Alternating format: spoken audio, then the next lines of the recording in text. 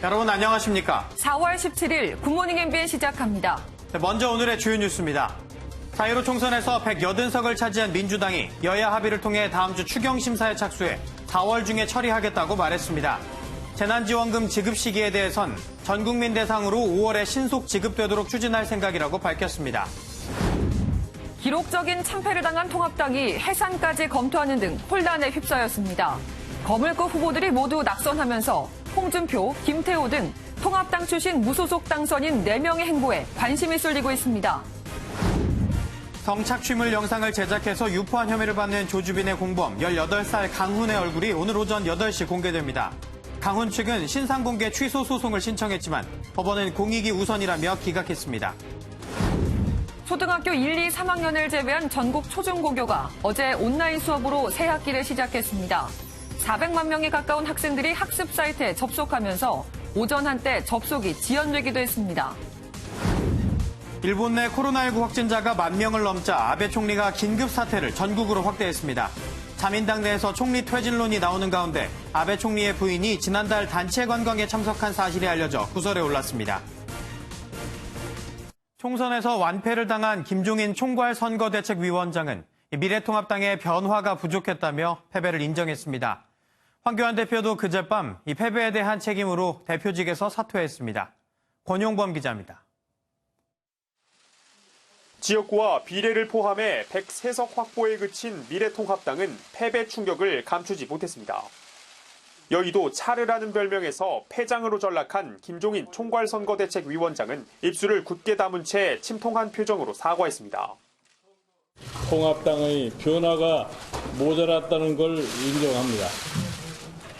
자세도 갖추지 못한 정당을 지지해달라고 요청한 것 매우 송구스럽게 생각합니다. 그러면서 비상대책위원장을 맡아 당 재건과 수습에 나설 가능성에 대해선 아직 생각하고 있지 않다며 말을 아꼈습니다. 황교안 대표도 당이 국민에게 믿음을 주지 못했다고 패배를 인정하며 대표직 사퇴를 선언했습니다. 국민 여러분께 죄송합니다. 저는 이전에 약속한 대로 총선 결과에 대해 책임을 지고 모든 당직을 내려놓겠습니다. 미래통합당은 심재철 원내대표의 대표 대행 체제 속에서 1년 2개월 만에 비상대책위원회 체제로 돌아갈 것으로 예상됩니다. 총선 패배 수습이 당장 시급한 과제로 떠올랐지만 조경태 최고위원을 제외한 당 지도부가 모두 낙선하면서 당분간 혼란은 불가피할 전망입니다. MBN 뉴스 권용보입니다.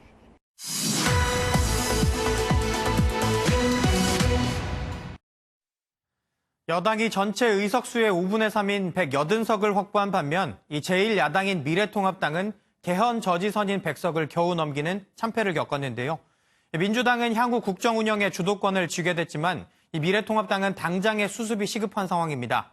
미래통합당과 보수 진영의 미래 어떻게 될지 정치부 최형규 기자와 함께 이야기 나눠보겠습니다. 안녕하세요. 예, 최 기자, 미래통합당이 이번 총선에서 기록적인 참패다 이런 표현까지도 사실 나오고 그러다 보니까 당이 패닉 상태에 빠졌다 이런 얘기도 나와요.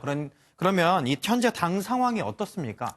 네, 일단 어제 미래통합당은 오전 9시에 열린 김종인 총괄선대위원장의 기자회견 말고는 공식 일정을 잡지 않았습니다. 예. 매 시간마다 나오던 당 논평도 어제는 김상원 대변인의 세월호 6주기 관련 논평 하나밖에 없을 정도로 사실상 당무 정지 상태였는데요. 예. 선거 패배로 인한 충격도 컸지만 당 지도부도 거의 붕괴 상태가 됐기 때문입니다. 황교안 전 대표는 선거 패배에 책임을 지고 사퇴했고요. 이번 총선에 출마한 최고위원 7명 중에서 살아 돌아온 사람은 조경태 의원 단 1명밖에 없습니다. 미래통합당은 대표가 물러나면 원내대표가 권한대행이 돼 당을 이끌게 돼 있는데 심재철 원내대표도 이번에 낙선하면서 당을 끌고 가기가 쉽진 않은 상황입니다. 예. 일단 심 원내대표는 어제 국회로 출근해 당 관계자들과 비공개 대책회의를 했는데요.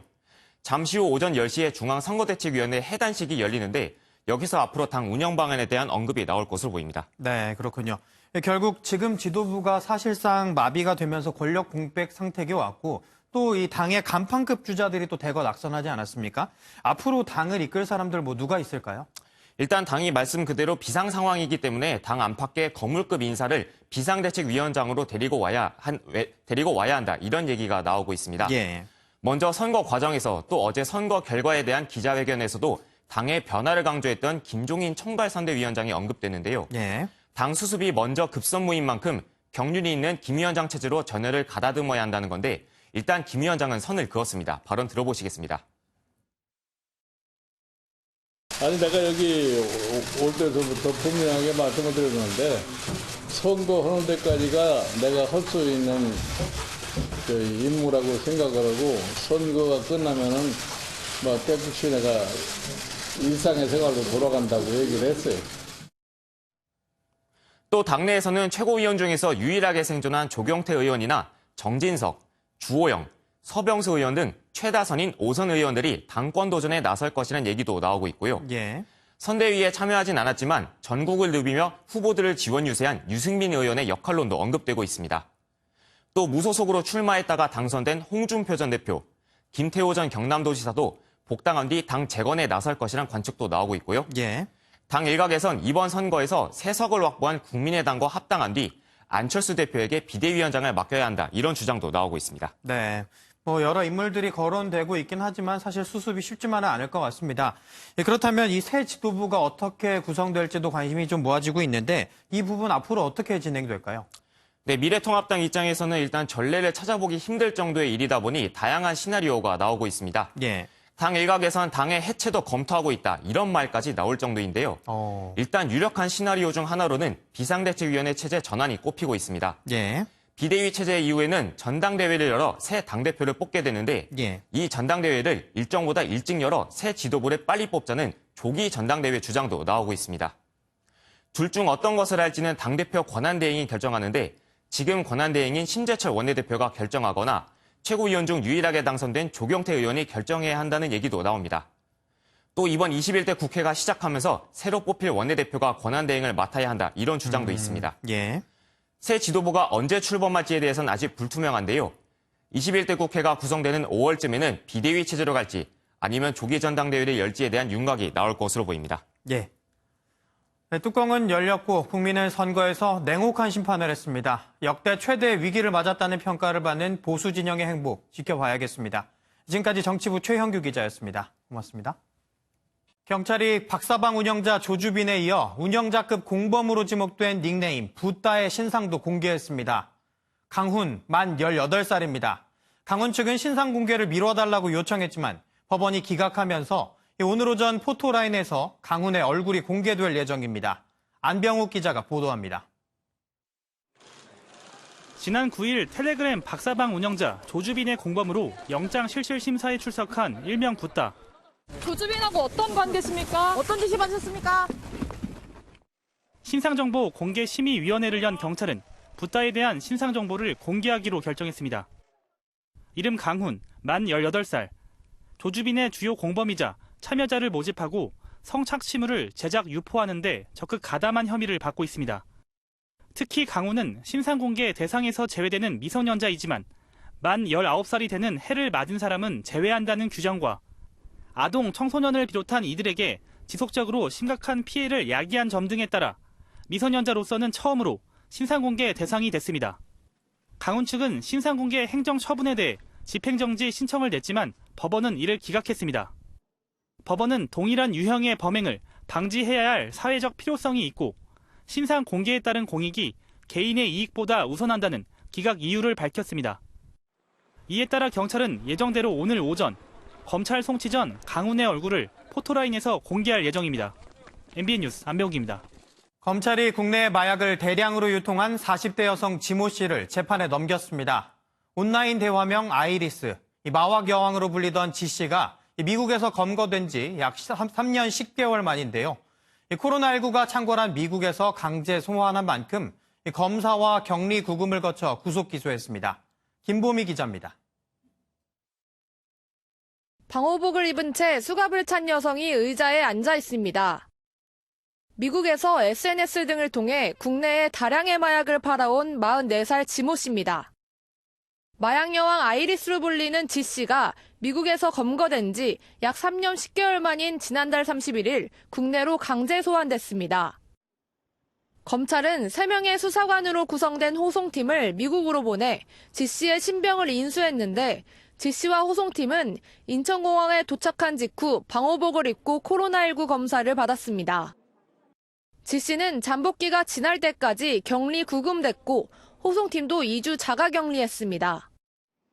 검찰은 지 씨의 코로나19 음성 결과를 확인한 후 조사를 진행해왔는데 현재 중국에 있는 것으로 추정되는 공범을 추적하고 있습니다.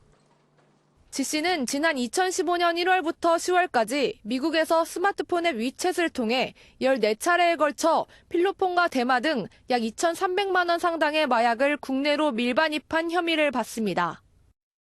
MBN 뉴스 김봄입니다. 좀 잠잠해지나 싶던 코로나19 국면에서 또 집단 감염 사례가 나왔습니다.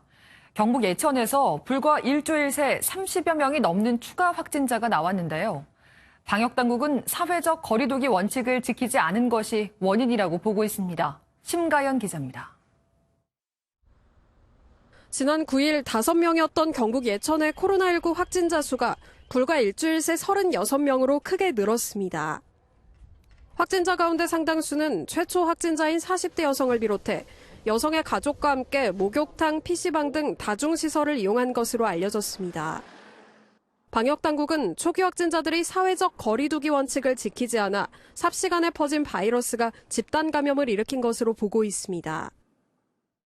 한 사람이 30명 남짓한 가족과 이웃을 순식간에 감염시키는 이번 사례가 다른 지역에서의 추가적인 지역사회의 감염을 막는 예방주사가 되기를. 정부가 제시한 강력한 사회적 거리두기 기한은 이번 주 일요일까지로 이틀을 남겨두고 있습니다. 정부는 이번 주말 거리두기의 강도와 기간 조정 방안에 대해 발표할 예정입니다. MBN 뉴스 심가현입니다. 일본 내 코로나19 확진자가 10,000명을 넘어서면서 아베 총리가 긴급 사퇴 명령을 전국으로 확대했습니다.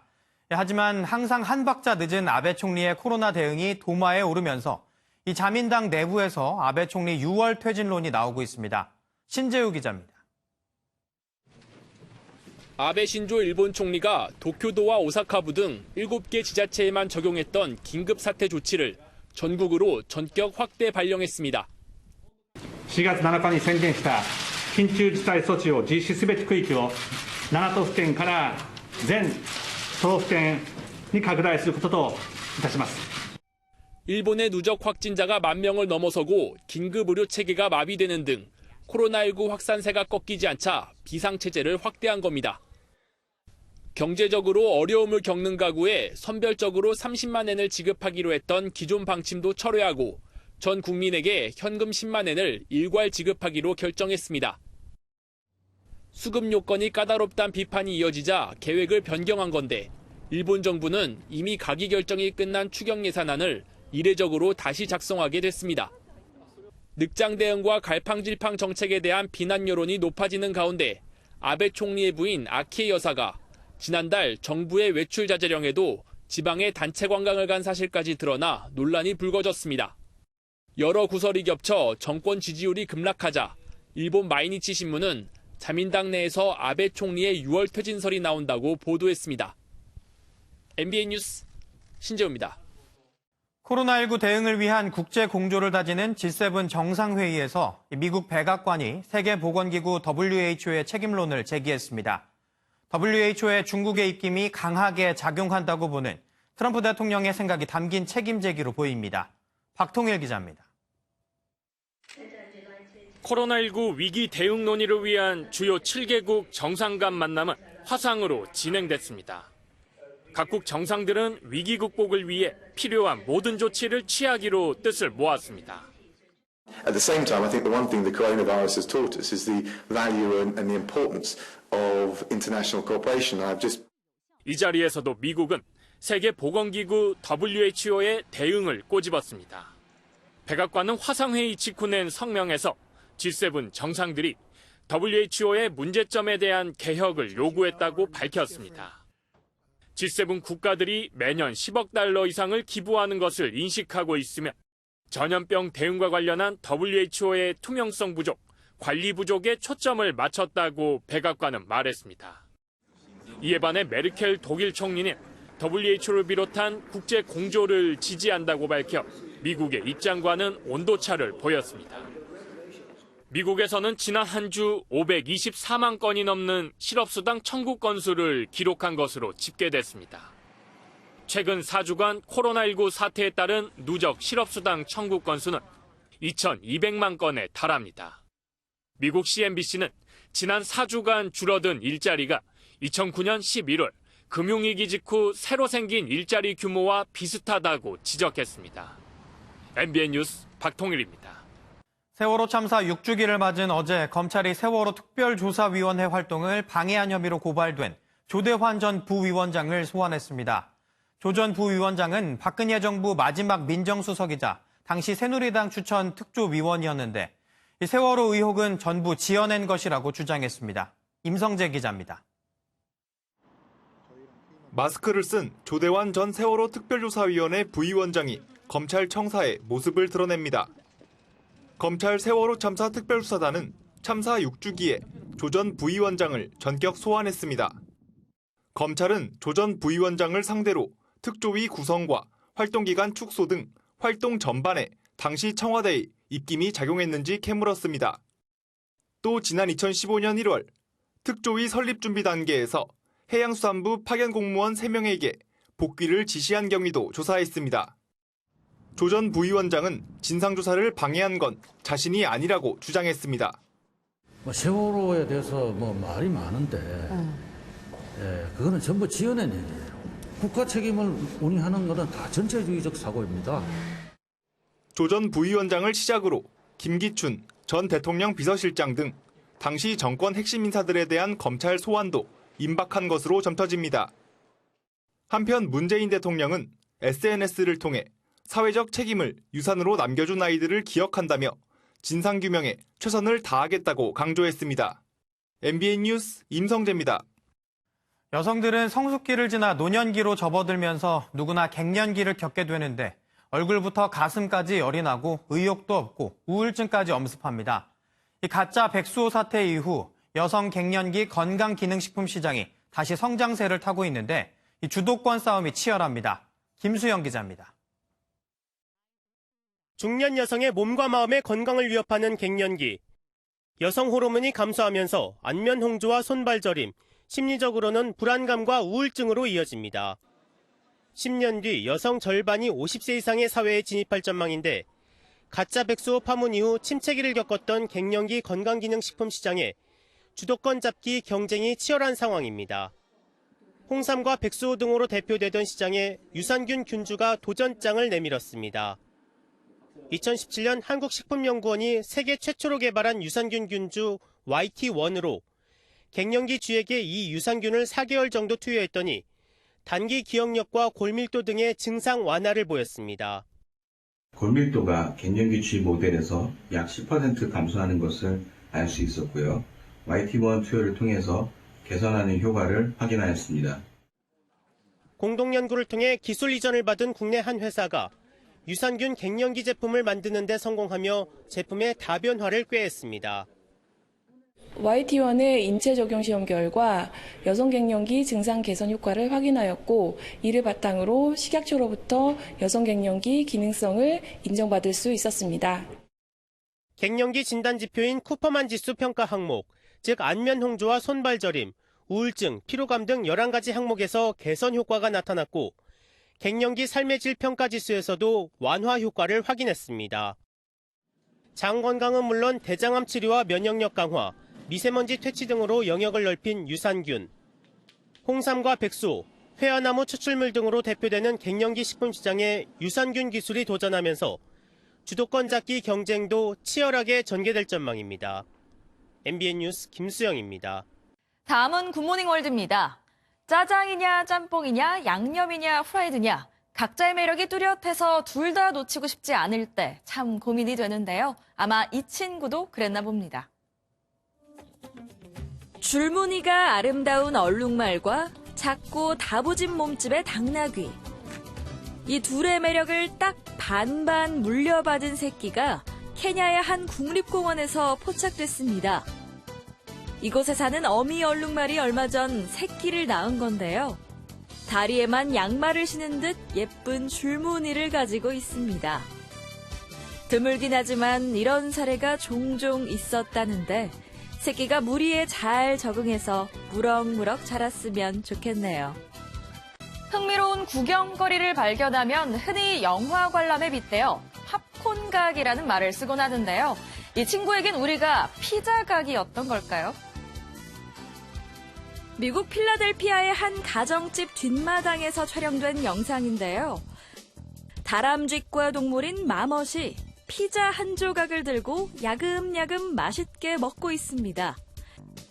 양손으로 피자를 꼭 붙잡은 채 부지런히 아래턱을 움직이는 게 정말 귀여운데요. 그 모습이 신기한 건지 피자가 부러운 건지 유리창 너머로 반려견 2마리가 뚫어져라 쳐다보고 있습니다. 하지만 마멋은 아랑곳하지 않고 약 1시간쯤 피자 서리를 즐기다 사라졌다고 하네요. 지금까지 굿모닝 월드였습니다. 출근길 우산 챙기세요. 지금 서쪽 지역 곳곳에서 먼저 비구름의 영향을 받고 있는데요. 오전에는 그 밖에 전국으로 확대되겠고 저녁에는 대부분 그치겠습니다. 예상되는 비양은 많은 곳, 제주 남부와 산지에서 80mm 이상, 그 밖에 제주와 남해안, 지리산 부근, 영동에서는 20에서 60mm, 그 밖에 전국은 5에서 40mm가 되겠습니다. 특히 지형적인 영향을 받는 남해안과 지리산 부근, 제주에서는 세찬 비가 쏟아지겠고요. 중부 내륙에서는 우박이 떨어질 수 있겠습니다. 비가 오면서 낮 기온은 주춤하겠습니다. 서울 15도, 전주는 18도로 어제보다 낮겠습니다. 한편 그제와 어제 중국에서는 황사가 발원을 했는데요. 오늘 늦은 밤 서쪽 지역을 통해 유입이 되면서 충청과 남서부 지역의 먼지 농도를 높일 수 있겠습니다. 지금 서쪽 곳곳에서 비가 오고 있습니다. 제주 남부와 산지에서는 호우주의보도 내려졌는데요. 전남 동부에서는 시간당 5에서 10mm의 약간 강한 비도 내리고 있습니다. 이 비는 저녁에 대부분 그칠 텐데요. 동해안은 내일 낮까지도 이어지겠습니다. 남해안과 경남 동해안, 제주에서는 바람이 강하게 불겠습니다. 이 시각 기온 서울 12.3도로 출발하고 있는데요. 낮 기온 크게 오르지 못하겠습니다. 서울 15도, 대구 17도에 머물겠습니다. 내일 새벽 한때 다시 비가 조금 오는 곳이 있겠고요. 일요일 아침에는 다시 제주를 시작으로 밤에 또 전국에서 비가 오겠습니다. 날씨였습니다.